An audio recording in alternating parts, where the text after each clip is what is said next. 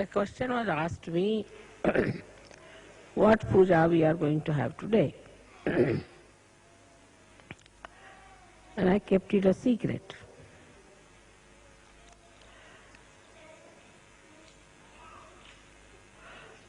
Today, we should worship the Paramchaitanya, the all-pervading power of God's love.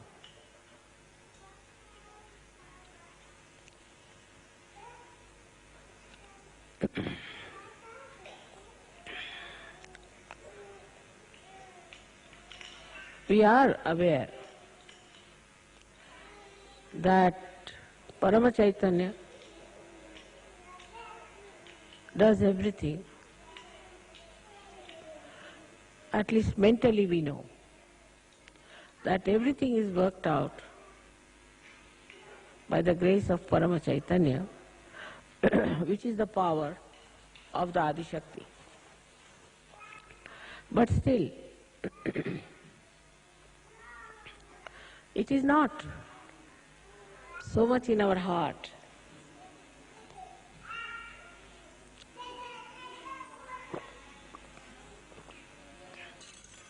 So much in our attention.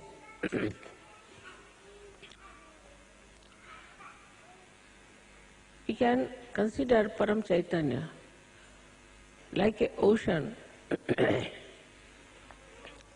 like an ocean which contains everything within itself. Everything, all the working, everything is within its own limits. So it cannot be compared with anything. You cannot compare it. Now if you see the sun, then from the sun the rays have to come out to work it. If you see somebody, say a person who has an authority, he has to assert that power outside. So within himself, he doesn't work it out.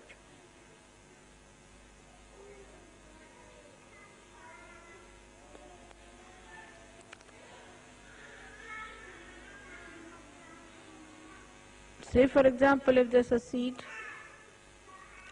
and inside the seed only the tree grows and the fruits come out, and then they are sold and people eat it, and everything is inside that seed, then that is Paramchaitanya. So we are all enveloped in it. And only the waves that we see, and we are on the waves, so we see it as dislocated, separated. Like we feel, this is Germany, or this is England, this is India. These are just folds of the sari of Paramchaitanya, which look separated, but they are not separated. They are continuous.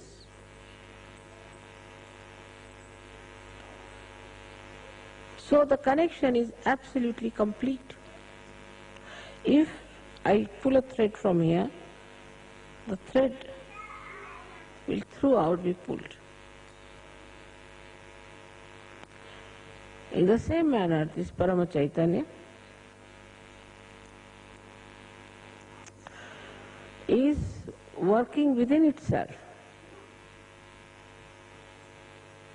and there is nothing without. So when you are Sahajogis,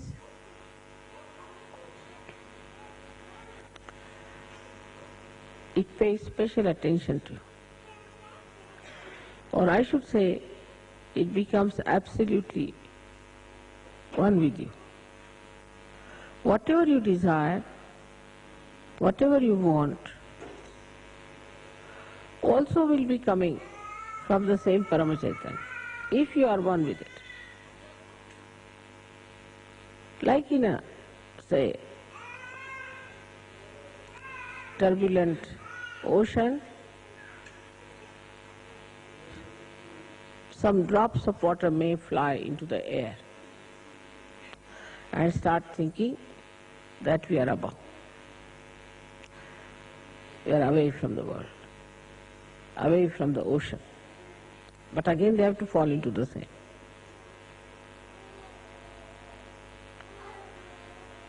So this formless energy, which has all the intelligence, all the coordination, all the organizations, all the computers,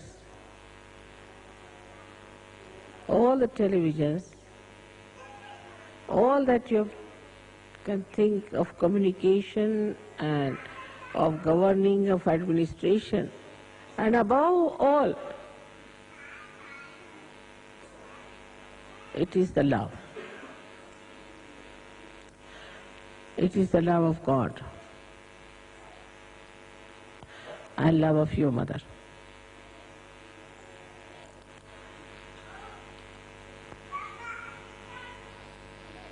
So, to be one with this Paramchaitanya, you have to know that you have to become the reality.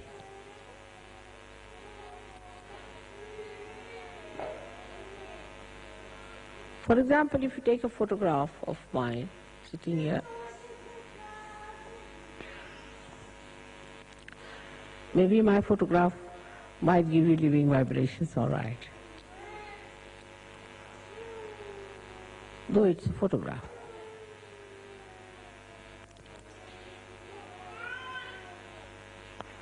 But if you take a photograph of somebody else,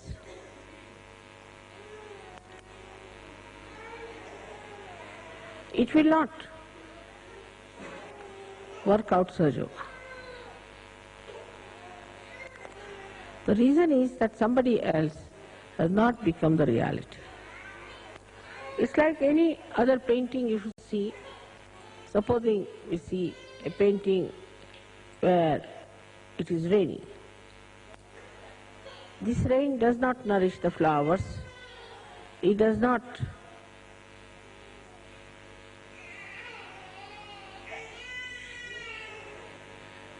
wet the cloth of the people who are there.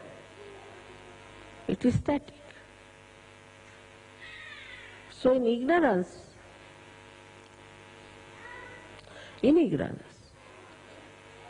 we just have the picture which is static about reality. And that is the reason why we think we can work it out, ourselves, everything. Now if somebody says that I see this picture, all right, and I'll make the rain as a real thing. You cannot. Try anything. Put whatever color you like. It will appear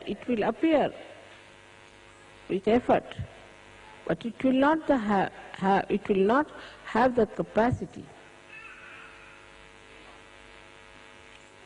nor the nature of reality. So human beings always deal with unreal things, thinking they are doing something great. We can get flowers which are real, of course, we can feel them. We can create plastic flowers, we can create paintings, exactly the same as they are, But we can't produce one flower on our own.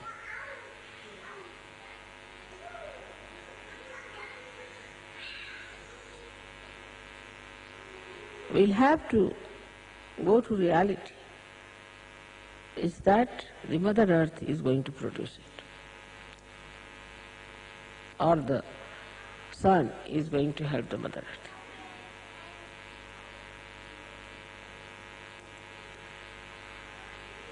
So all of you Sajogis have to know that in reality you do not do anything and everything is done by Paramchaitanya. This is the difference between a non-Sajogi and a Sajogi. A non-Sajogi does not know. And even if he knows, this is not the truth in his heart. It's not a part and parcel of his being. But a Sahajogi knows that reality is Paramchaitanya and it is reality that works out everything. And then this reality is the divine love. We always separate love from action. To us, love means some sort of a mad behavior towards a person. It has no technical know-how, how to love. It works without any understanding. When we love somebody, we don't know. What do we do? We think we love you. Tomorrow we start saying, I hate you. So how can it be love?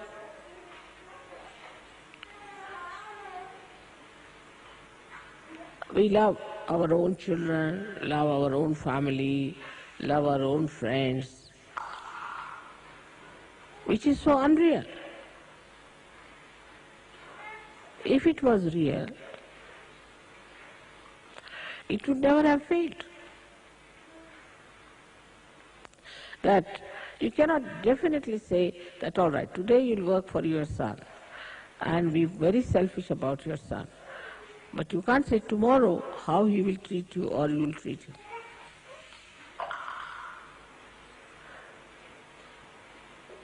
But Paramchaitanya knows. It knows how to express its love. Not only that, but it's an eternal feeling of love, which may change its hue, color,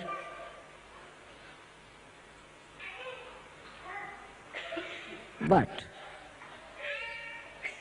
the concern of that love will be the same. The essence of love is concern. Even if, supposing, somebody does wrong, the concern of the divine would be to correct that person. Concern. What we say as hita is the benevolence.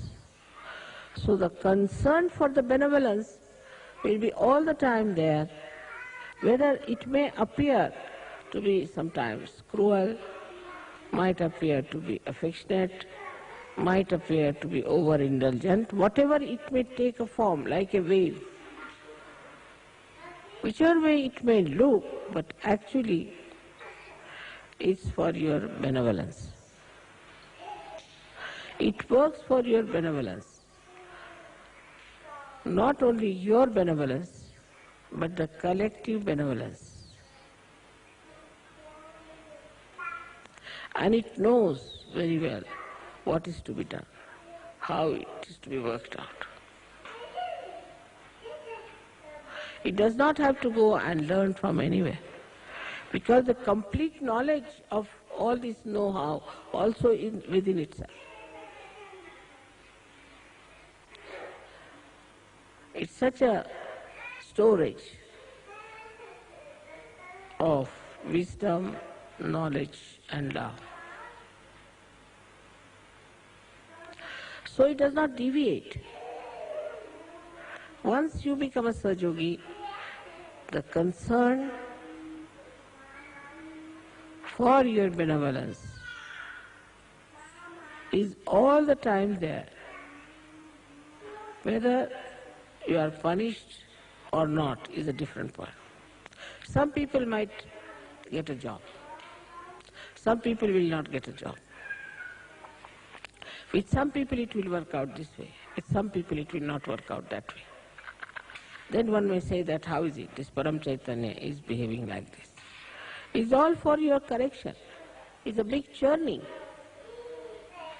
Whatever works out for your correction and is for your benevolence, if you understand this point, then you'll never be disappointed in your life.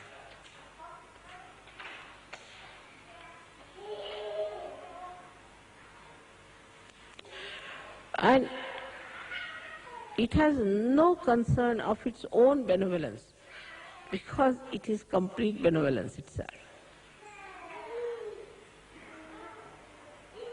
It never thinks how it is going to be benevolent or helpful, because it has no botheration about it. A man, say, who has everything, worldly things, still may be concerned about getting more, the greed there would be. But as it is the complete Purna, it has no greed. It's fully satisfied with itself. And because it is so powerful, so knowledgeable, that it has no doubts. No doubts of any kind. And because there's nobody which can harm it, it has no fear.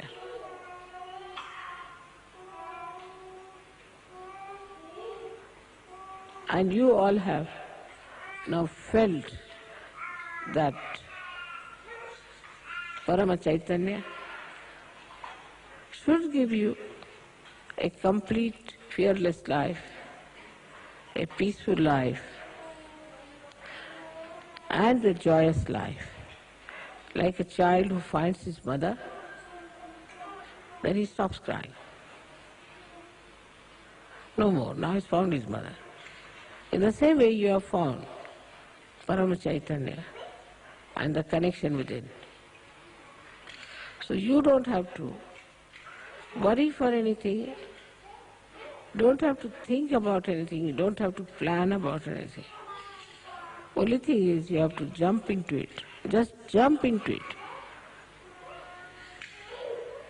And know that you have become part and parcel of the reality. This, if you have understood, I think we have done a big job. Now we are in Germany, and you know, in Germany there have been people who have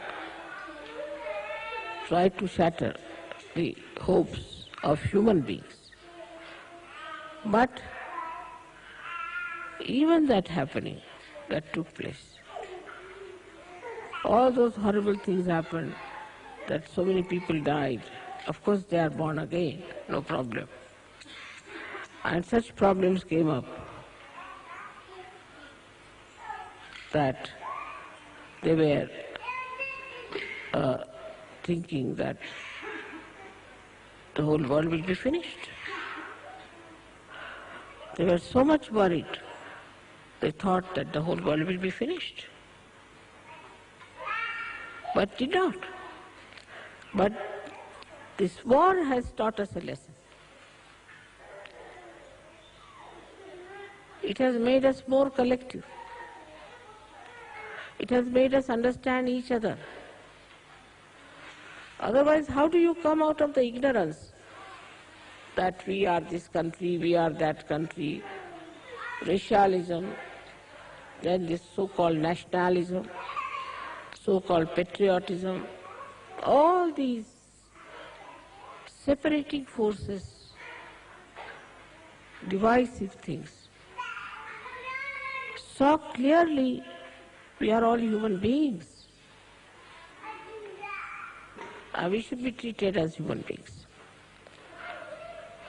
If you see the history, after every war, there has been a speedy movement towards knowledge of oneness of the world. It is something like you have in a spacecraft, that a container is built in, one into another. And the whole thing comes into a speed, some velocity. And then the lower container bursts or explodes.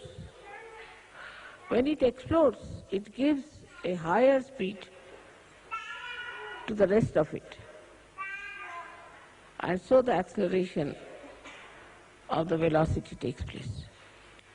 And that's how one can go into the space. In the same manner, all these horrible things that have happened are explosions which brings you towards knowledge that there's something wrong with us. We are living with something unreal. Now the problems, today's problems as they are,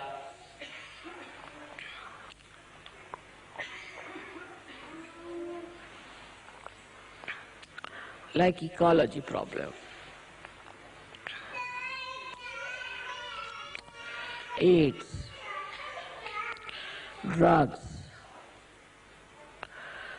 all these modern problems and poverty. If you see it like a witness, you will see these are quite shocking.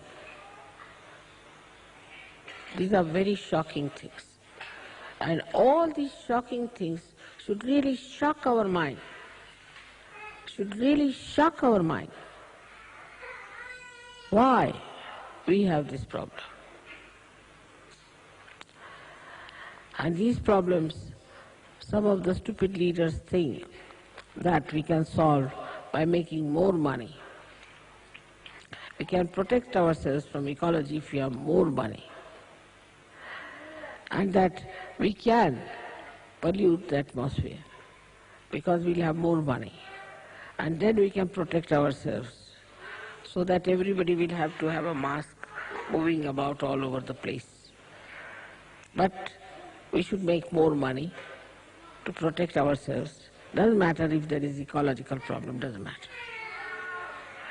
So you move about like a person who is entering into the area which is all full of fumes. All these stupid ideas come up because they do not see that what is human dignity is. That human beings are above everything else, above machinery, above all material things of the world. They will not talk that will balance the machinery, no. But what they will talk, that will make a man a greater slave of the machinery because he must have money, he must have more money, and with this more money we can protect ourselves against this ecological problem. It is absurd. But if you understand the human dignity, then you have to understand that as a human being, we have to take a very positive, wise step to stop all the nonsense we have been doing.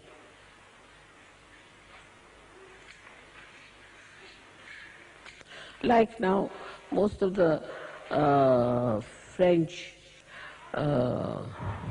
shores, the beaches are polluted naturally because they started a funny thing called holiday making on the seashore. So this is the result. Now do what you please. You cannot do all that. It has stopped. So instead of, the human brain is such, instead of understanding that we have done something wrong, oh, they will say, we will start some new method of cleansing this.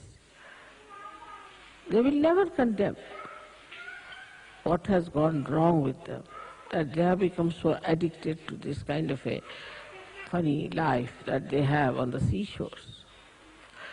Now AIDS, you'll be amazed that in America, why? Even they said that there were, in Los Angeles itself, 700,000 people who glorified themselves as martyrs of AIDS because they are achieving such a great goal of leading a life which is nonsensical, as if like a big revolution. And thinking that they are very, very great revolutionaries, great people, that they are supporting these AIDS disease and glorifying it. Can you believe that this kind of assertion will be accepted? People only laugh at it. But everything is so money-oriented. They like to advertise it. They want to talk about money help. They want to say that this is happening because if they had more money, they would have taken more drugs. Because they have no money, that's why they are thieving. So we must give them money so that they can take drugs. Or they can take to this kind of life. On the whole, if you see, people have lived with something which is so unreal all their lives, absolutely unreal. And when it comes to facing it, that we've done a mistake, we should not have done this mistake, then they retreat and take another glorious image, artificial and unreal, saying that, oh, we are great, we are martyrs.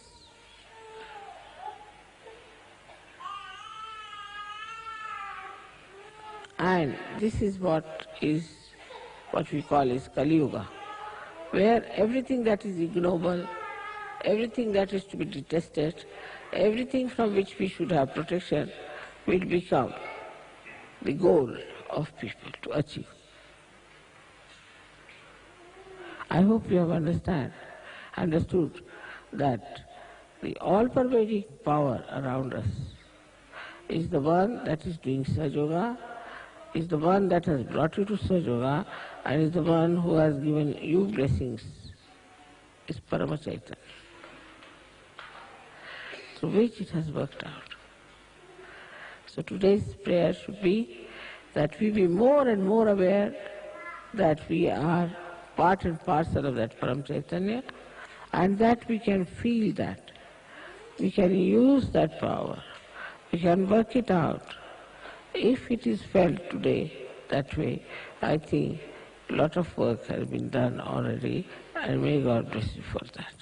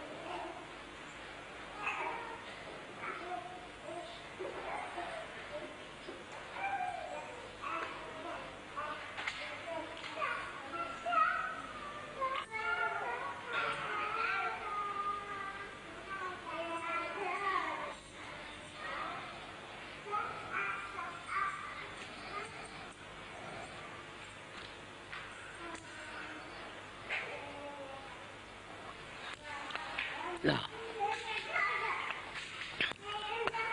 so when you are doing this puja, please remember that you are worshipping me as Paramchaitanya.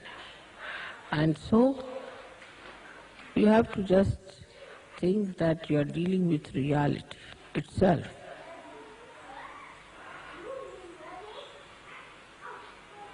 With that understanding, you have to do this puja.